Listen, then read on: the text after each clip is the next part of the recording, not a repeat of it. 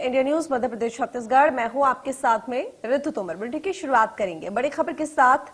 बता दें आपको कि पीएफआई के ठिकानों पर एनआईए की छापामार कार्रवाई लगातार जारी है। एमपी पुलिस का पीएफआई के ठिकानों पर ताबड़तोड़ छापेमार कार्रवाई जारी। भोपाल, इंदौर, उज्जैन समेत 7 शहरों में छापेमार कार्रवाई। एमपी एटीएस ने कई संदिग्ध लोगों को हिरासत में भी लिया है। एमपी समेत 8 राज्यों में छापेमार कार्रवाई की गई।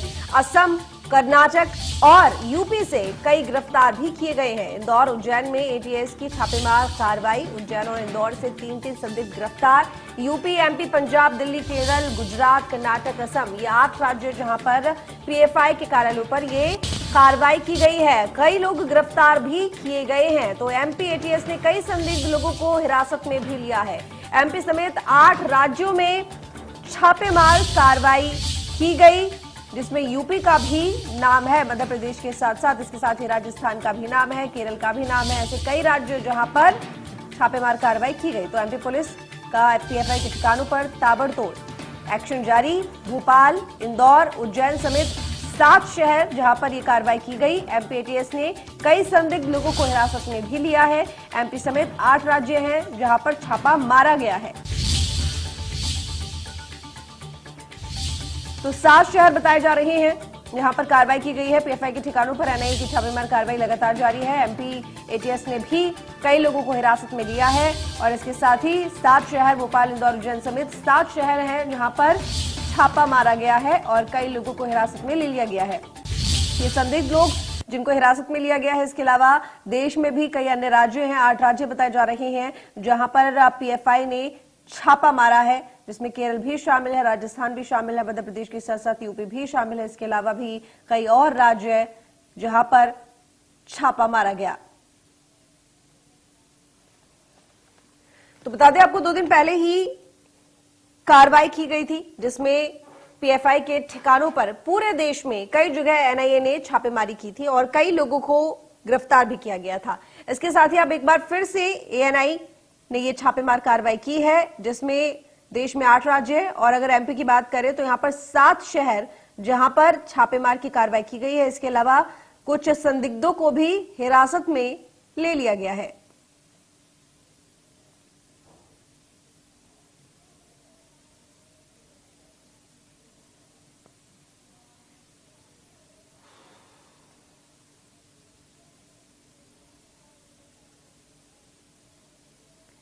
तो भोपाल, इंदौर, उज्जैन समेत 7 शहर जहां पर यह छापेमार कार्रवाई की गई है।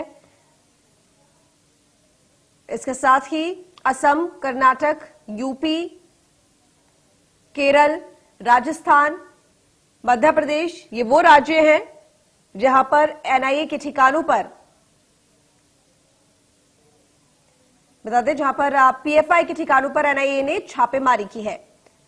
तो एमपी एटीएस ने कई संदिग्ध लोगों को हिरासत में भी लिया है और साथ ही एमपी समेत 8 राज्यों में ये छापेमार की कार्रवाई की गई है।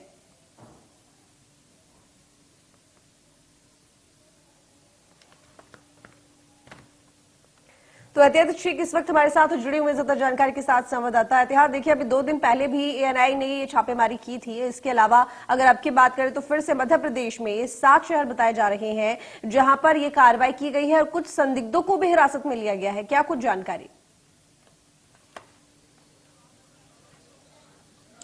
देखिए ऋतु, 21 सितंबर की रात को एनआईए की रेड हुई थी इंदौर और उज्जैन संभाग में। हालांकि पूरे मध्य प्रदेश के अंदर कई जगह पर रेड की थी। उसमें अगर इंदौर और उज्जैन संभाग की बात करते हैं तो वहां से 4 आतंकियों को उस वक्त गिरफ्तार किया गया था। Terror funding, anti national activities, इन सभी के चलते पीएफआई के दफ्तर, इंदौर का जो दफ्तर था वहां पर कार्रवाई की गई थी। अब एटीएस ने कल रात को इंदौर और उज्जैन संभाग में भी कार्रवाई की है। बताया जा रहा है कि देर रात शुरू हुई इस कार्रवाई के अंदर इंदौर से 4 संदिग्धों को पकड़ा गया है। साथ ही साथ सबसे बड़ी बात यह आती है कि उज्जैन संभाग में भी 3 लोगों को गिरफ्तार किया गया है। निश्चित रूप से ये कहा जा सकता है कि एक बड़ा क्रैकडाउन है और इस बड़े क्रैकडाउन को अंजाम देने के लिए एटीएस ने लोकल पुलिस की मदद ली थी।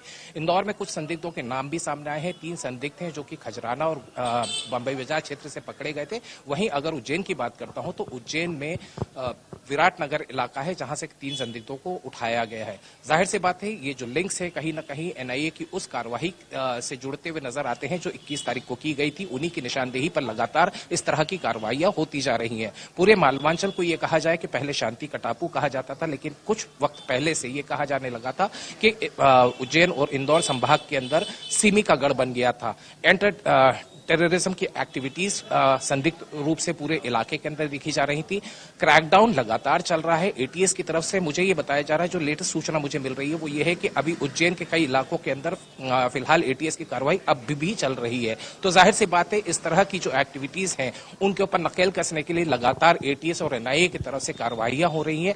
अब देखना ये होगा कि इनसे और कितने तार जुड़ते हुए सामने नजर आते हैं और कितनी और गिरफ्तारियां होनी बाकी हैं अभी। ऋतु ठीक है आप, लेकिन देखिए इससे पहले भी कई लोगों की गिरफ्तारी हुई थी जिसमें ये कहा गया था कहीं ना कहीं जो इन लोगों को चलाते थे, मतलब यानी कि ये जो पूरा संगठन है पीएफआई, इसके जगह जगह पे कार्यालय है, लेकिन कार्यालय में जो मुख्य लोग हैं, जो संचालक हैं, उनकी गिरफ्तारी हुई थी। लेकिन अब उनकी क्या उनसे पूछताछ के जरिए आगे जिस तरीके से लिंक्स निकल रहे हैं उसके हिसाब से क्या अभी यहाँ पर जो कार्रवाई है और जो छापेमारी है वो हो रही है, या फिर खुद यहाँ पर एनआईए की जो जांच है उसमें जो कुछ निकला है उसके हिसाब से कार्रवाई हो रही है? कहीं ना कहीं ये उसकी निशानदेही पर हो रही होगी, जिन लोगों को गिरफ्तार किया गया है उनसे पूछताछ हुई होगी।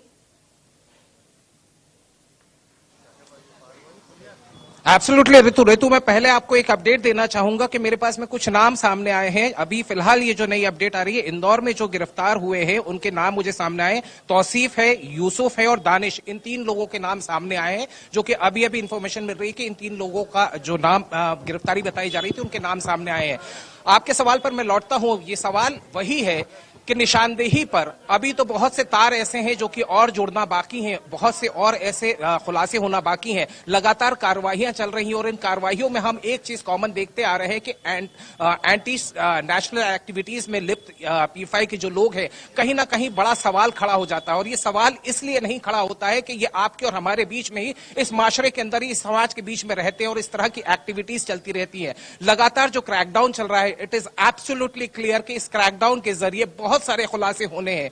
देश को नुकसान पहुंचाने की क्या मंशा थी, देश को नुकसान पहुंचाने के लिए क्या साजिश है, वो निश्चित रूप से साफ होते हुए नजर आएगा। और जाहिर सी बात है कि ये गिरफ्तारियां कहीं ना कहीं उसी तरफ इशारा कर रही है कि अब देश के अंदर इस तरह की नालायकी नहीं चलेगी। बिल्कुल एहतियाब, लेकिन इसके साथ ही जो अन्य लोग हैं इस कार्यालय से जुड़े हुए, पीएफआई संगठन से जुड़े हुए, वो प्रदर्शन भी कर रहे हैं। अगर बात करें मध्य प्रदेश की, तो वहां क्या हालात है? देखिए, मध्य प्रदेश की बात करते हैं तो ऋतु बहुत क्लियर हो जाता है।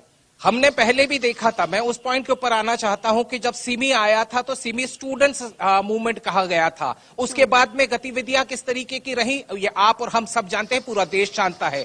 पीएफआई की बात करते हैं, जाहिर सी बात है पीएफआई को एक अलग नाम से, एक अलग मंशा के साथ में या अलग पोर्ट्रे करके लाया गया था। लेकिन जिस तरीके से ये कार्रवाइयां हो रही हैं, इन कार्रवाइयों के अंदर साफ तौर के ऊपर जाहिर होता है कि किस तरह की चीजें ये एक्टिविटीज ऑपरेट करते आ रहे थे।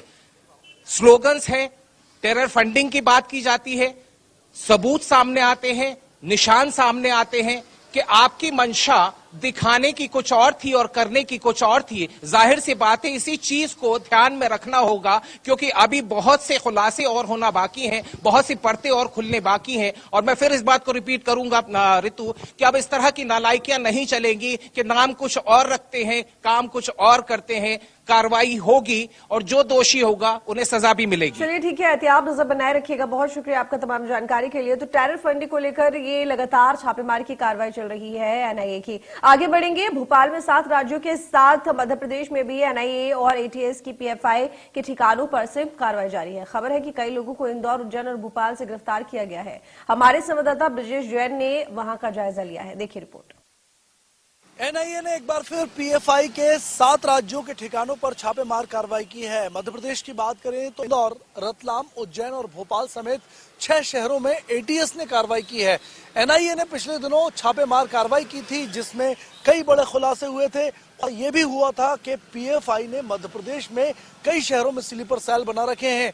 कम्युनिटी डेवलपमेंट के नाम पर पीएफआई लोगों का ब्रेन वॉश कर रही है, उन्हें आतंक की ट्रेनिंग दी जा रही है और उज्जैन के पास कई ठिकानों पर पीएफआई के आतंकी ट्रेनिंग कैंप भी संचालित हैं।